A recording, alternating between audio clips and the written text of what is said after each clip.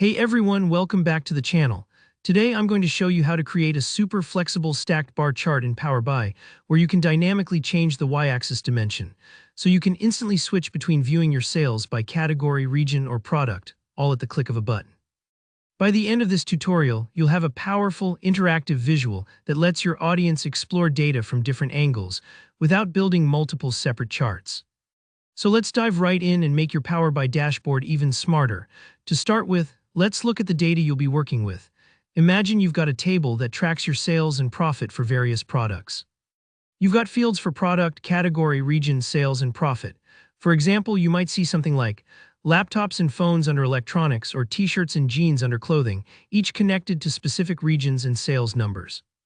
This mix of product and region information is perfect for our scenario because it gives us a few meaningful ways to group and compare our sales data. Essentially, the whole goal here is to help users decide. Do I want to look at sales by product, by category, or by region? Now, to make your chart dynamically switch the y-axis dimension, we're going to use a feature called a field parameter in Power BI. This might sound a little technical if you haven't used it before, but don't worry, I'll guide you through it. Open up Power BI Desktop, and then go to the Modeling tab up at the top. Here you'll see an option for New Parameter. Click that and select Fields. This is where the magic happens. In this parameter setup, you'll pick out the fields you might want to use as your y-axis. For our example, go ahead and select Category, Region, and Product. All three of these are powerful ways to slice your sales data.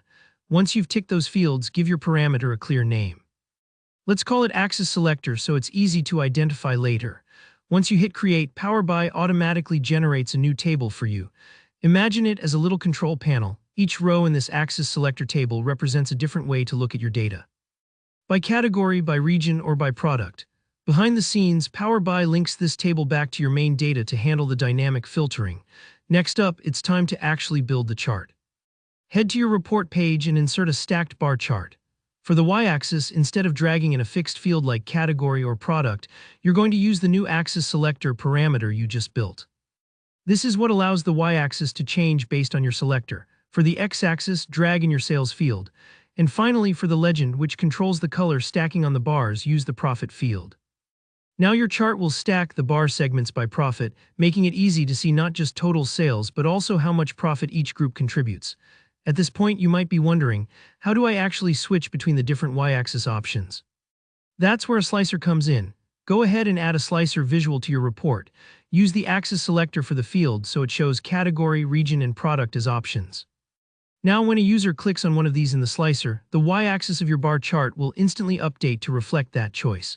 For example, if you select category, the chart shows sales by category. If you select region, it flips to sales by region. Simple as that, and that's it. You've just built a dynamic, interactive stacked bar chart in Power BI using field parameters and a user-friendly slicer.